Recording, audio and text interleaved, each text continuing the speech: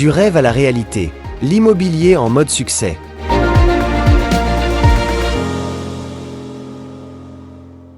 Julien, on va parler d'exclusivité. Ouais, Bon, tu m'as dit un peu en off que c'était un peu ton truc.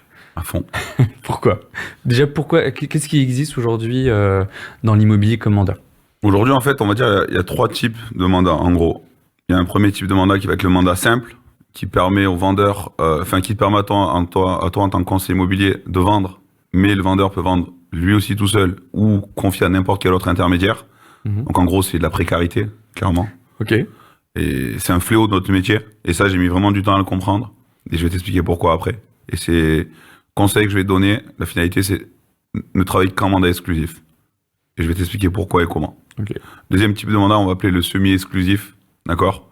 Tu peux vendre et le vendeur peut vendre aussi, par exemple. Et les autres conseillers immobiliers ne peuvent pas vendre. Et le dernier type de mandat, Alors, excuse-moi, ça veut dire qu'il n'y a que toi et le vendeur. le vendeur qui peuvent vendre. C'est ça. Donc, tu es un peu plus protégé. Et le dernier type de mandat, c'est ce qu'on appellera le mandat exclusif. Mandat exclusif, tu es le seul, sur une période définie, bien entendu, en général de 3 mois, mais qui peut être revu à la baisse, à pouvoir vendre le bien. Ouvre bien tes oreilles. Je suis prêt.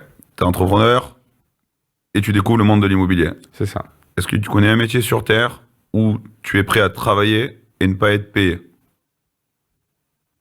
Alors non, j'espère ne pas le connaître. Et, tu le connais, c'est le monde de l'immobilier, le mandat simple. C'est-à-dire, c'est comme si tu prenais Ok. 7 plombiers différents qui seront 7 agents immobiliers en mandat simple. Le mandataire va leur dire, changez-moi le chauffe-eau, et celui qui le change le plus vite est payé. Les autres, vous avez perdu du temps, de l'énergie, des moyens financiers et des moyens de temps pour rien. Personne n'accepterait ça. Un maçon, le premier qui monte le mur est payé. Un taxi, non, en fait, on est payé aujourd'hui quand on travaille. Et la réponse à ça, c'est le mandat exclusif. Donc le mandat exclusif, aujourd'hui, il faut se dire que c'est pas une possibilité, ça doit être un standard. C'est-à-dire que c'est pas, si j'arrive pas à avoir le mandat exclusif, je prends un mandat simple. Le raisonnement, il n'est pas là. Mais potentiellement, si je dis non à tous les mandats simples, je perds du business. Tu gagnes du temps, c'est différent. Mhm. Aujourd'hui, un mandat simple a moins d'une chance sur 5 d'être vendu. C'est statistique. Ce qui veut dire que 4 fois sur 5, 80% des cas, tu vas travailler pour rien. Et c'est pas une croyance, c'est une vérité. C'est-à-dire que 8 fois sur 10, si tu acceptes de travailler en mandat simple, tu vas bosser pour rien. Et l'idée, c'est si tu es entrepreneur, t'as pas de temps à perdre, t'es focus, et tu peux pas laisser ton business dans une probabilité de 8 sur 10 d'échec. En mandat exclusif, plus de 8 fois sur 10, tu vendras le bien pour lequel tu as été mandaté.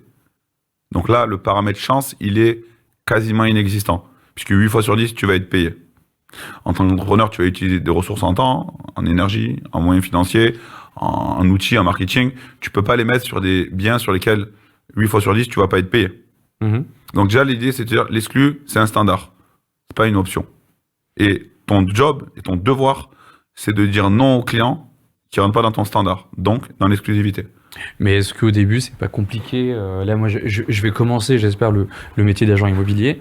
Une fois que je vais le commencer, au début, on va pas vouloir me donner des mandats d'exclusivité. Enfin, on me connaît pas encore.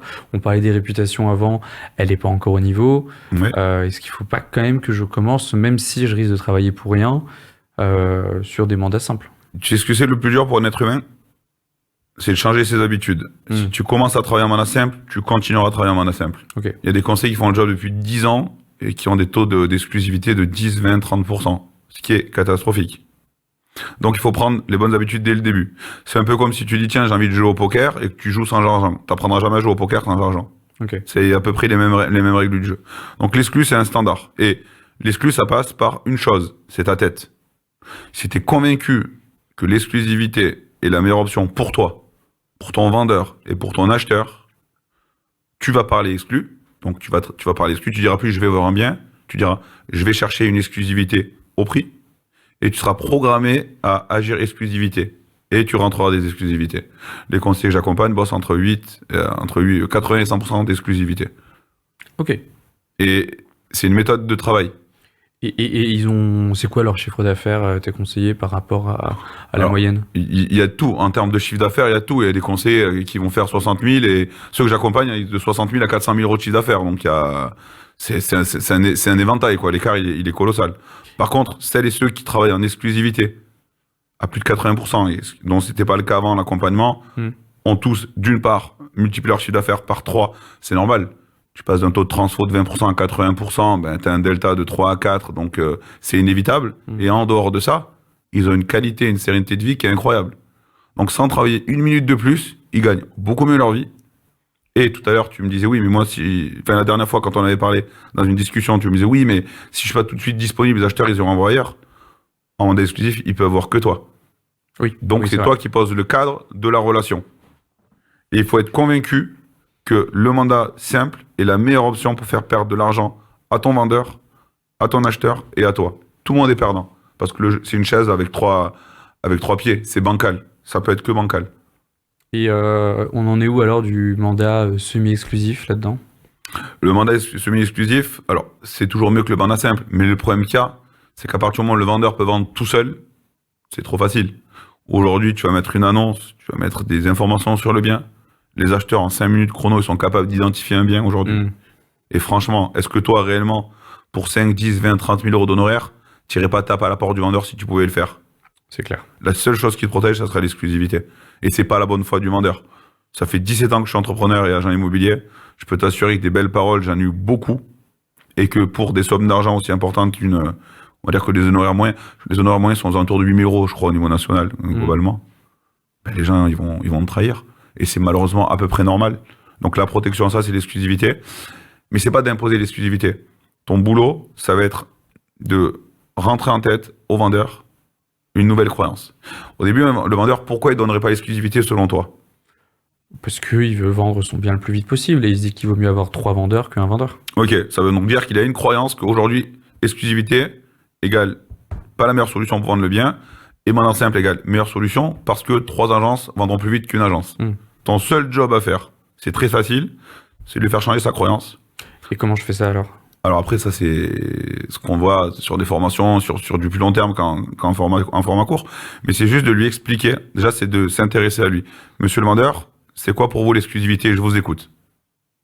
Il doit me dire. Mais encore, donc il doit vraiment me dire sa croyance. Monsieur le vendeur, est-ce que vous me permettez que je vous explique l'exclusivité, ce que c'est exactement? Et là, moi, par la pédagogie, l'expertise et la conviction, je vais lui changer sa croyance. Avec un feedback à la fin, monsieur le vendeur, est-ce que vous comprenez mieux ce que c'est réellement l'exclusivité pour vous?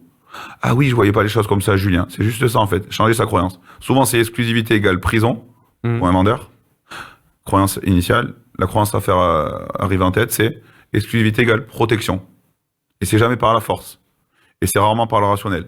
C'est surtout par l'émotionnel. Donc pour ça, tu as des histoires que tu vas raconter, tu as des expériences vécues clients, et tu as en fait un book vendeur qui est ton outil d'aide à la vente numéro 1 pour t'aider à changer la croyance du vendeur. Okay. Mais tu dois être toi-même convaincu en priorité que l'exclu est la seule option pour pouvoir vendre l'exclusivité. Et si tu sais qu'il n'y a pas d'autre option, tu travaillerais qu'en exclusivité. Et c'est beaucoup plus facile que ce qu'on croit. Je crois que j'ai mis 7 à 8 ans avant de bosser en exclu. Okay. Parce qu'avant, je savais pas que ça existait. Je savais pas à quoi ça servait. Et une fois que je savais à peu près ça, je savais pas comment vendre l'exclusivité. Alors qu'en fait, c'est pas de vendre l'exclu, c'est de faire acheter l'exclu au vendeur. Si tu lui montres par A plus B que c'est la meilleure option pour lui, c'est lui qui va te la demander. En fait, c'est beaucoup plus facile que ce qui paraît.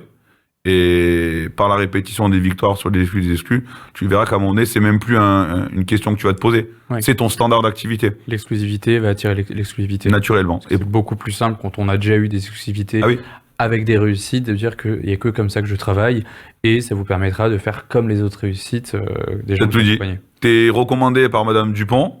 Ben, comme Madame Dupont, nous avons travaillé au prix en exclusivité. C'est pour ça que j'ai vendu en 32 jours et qu'elle était heureuse de son expérience client. Mais alors, ça va rendre mon premier contrat un peu plus difficile à avoir, j'imagine. Mais au début, tout sera plus difficile. Ta prospection sera plus difficile. Ton organisation sera plus difficile. Tes prises de mandat seront plus difficiles. Tes estimations seront plus difficiles. Tout sera plus difficile. Mais c'est en ça que ton état d'esprit, dont je t'ai parlé la deuxième fois, sera le plus important. Parce qu'il faut savoir que dans les grosses structures, il y a un taux d'échec d'à peu près 80%. Et que la durée de vie moyenne d'un conseiller, ça va être 9 mois. Ah ouais. Ouais. Et ceux qui arrêtent sont pas les plus mauvais. Ceux qui arrêtent, ce sont qui sont les moins costauds ici. Une fois que toi, tu sais que ça va être dur, je t'ai déjà dit que tu vas échouer. Mais par contre, plus tu vas échouer en prise de mandat, plus tu vas t'améliorer, plus tu vas réussir. Et après c'est assez facile d'entretenir on va dire, ton business. Mais au départ, oui, ça va être compliqué. Ça va être compliqué, mais tu vas devoir faire preuve de conviction, de foi, plus que de compétences. Et ça, pour le coup, ça va dépendre que de toi et à nouveau de ta vision et de ton pourquoi. Ouais, donc autant commencer avec ce qui me semble être le plus dur, qui est l'exclusivité. Comme ça, dans tous les cas des claques, je vais en prendre. Autant les prendre correctement pour avoir un bon chemin après. Et puis, dis-toi que vraiment, un mandat simple que tu vas pas prendre, ça sera pas un mandat, du business perdu. Ce sera du temps gagné pour aller faire quelque chose à plus de valeur ajoutée. Donc, prospecter pour rentrer des exclus avec des vendeurs qui doivent vraiment vendre et pas des vendeurs opportunistes. Ça changera toute ton approche, ta sérénité, ton taux horaire et ton efficience et ta qualité de vie. C'est intéressant ce que tu dis là. T'as rajouté un mot que je trouve super intéressant, c'est le mot opportuniste. C'est-à-dire que l'exclusivité, c'est aussi une manière de filtrer un petit peu potentiellement des vendeurs qui seraient un peu moins qualitatifs. C'est ça? Alors, tu as l'exclusivité et le prix en fait. En gros, dans le standard, je te dis, il y a l'exclusivité, il y a aussi autre chose, c'est ta capacité à accepter de prendre ou de refuser un mandat selon la différence en pourcentage de prix entre ce que tu as estimé et ce qu'en veut le vendeur. Aujourd'hui, on est tous vendeurs opportunistes. Je prends une personne qui a un bien qui vaut 400 000 euros. Si je lui dis, je t'en donne 800 000 euros, c'est quoi ta réaction? 99% des gens diront, ok, je vends. Donc maintenant, si je dis, je suis agent immobilier, je te signe un mandat à 900 000 euros parce que j'ai des gens qui veulent acheter un bien complété à 900 000 euros, je vais te signer le mandat. Et ça veut dire que là, l'agent immobilier devient pour le coup, pardon l'expression, mais un pigeon. En fait, il va servir les intérêts de manière opportuniste. Quand tu cadres sur la façon de travailler, c'est-à-dire le type de mandat et de ne pas accepter, après chacun fait comme il veut, mais au grand maximum, 20% maximum, hein, vraiment, entre la différence sur ce que tu as estimé, donc la valeur du bien réel, et ce qu'en veut le vendeur, et ce qu'il veut mettre sur le début de sa commercialisation, tu travailles qu'avec des vrais vendeurs. Et l'idée, c'est, tu vas bien garder cette phrase en tête tout le long de ton business, c'est tu dois trouver des vendeurs qui doivent vendre et non pas des vendeurs qui veulent vendre. Ça changera tout. T'as pas de temps à perdre. Tu es là pour aider des gens qui ont des réels projets. Et on peut pas aider des gens qui n'ont pas de projet. Tu pourras toujours avoir cette image. Tu peux pas aller voir un client et te dire, OK, je vais vous vendre une 3008 avec 100 000 bornes et en contrepartie, sans apport, racheter la nouvelle 5008 neuve. Ça peut pas fonctionner comme ça. C'est ça un vendeur opportuniste. Par contre, quelqu'un qui a un projet de vente cohérent et derrière un projet d'achat et un projet futur cohérent, là, tu peux t'occuper de lui. Et très important de te dire, je ne vais travailler sans omettre que je dois être payé pour mon travail. Oui. Et ça, pour le coup, je l'ai omis pendant longtemps et du coup, je n'ai pas été payé pour mon travail. Mais c'était ce que je recherchais, sans le savoir. Oui, c'est vrai. Et l'exclusivité te permettra d'être payé pour ton travail. Oui, parce que tu travailles et tu es sûr qu'il n'y a que toi qui pourras potentiellement vendre le bien. Sur une période définie, c'est ça. Période définie. C'est ça. Alors qu'en mandat simple, tu peux avoir trouvé l'acheteur au prix que souhaitait le vendeur, appeler ton vendeur. Et ton vendeur te dira, ah, merci Bilal, c'est génial, mais je suis désolé, j'ai accepté une offre 15 000 euros moins cher il y a une semaine. Donc en fait, tu as amené un client avec le réel budget. Ton client, il a fait une offre au prix, il n'a pas le bien, tu as fait ton boulot, tu n'es pas payé. Et le vendeur lui-même a perdu 15 000 euros parce qu'il a accepté une offre plus basse. Donc tu vois bien que le mandat simple, c'est la plus grande des inepties de notre métier. Mandat exclusif alors. 100% mandat exclusif. 100% mandat exclusif, comme ça les clients seront contents. Moi, j'ai pas travaillé pour rien et ça me permet de prendre des claques de manière qualitative dès le début, comme ça je serai habitué. Exactement, c'est les bonnes règles du jeu dès le départ. Ok, super. Mais écoute, on va mettre ces règles sur un papier et puis on se revoit très vite pour m'expliquer comment tu fidélises les clients. Ok, avec grand plaisir. À très vite, Julien. Ciao, ciao. Du rêve à la réalité, l'immobilier en mode succès.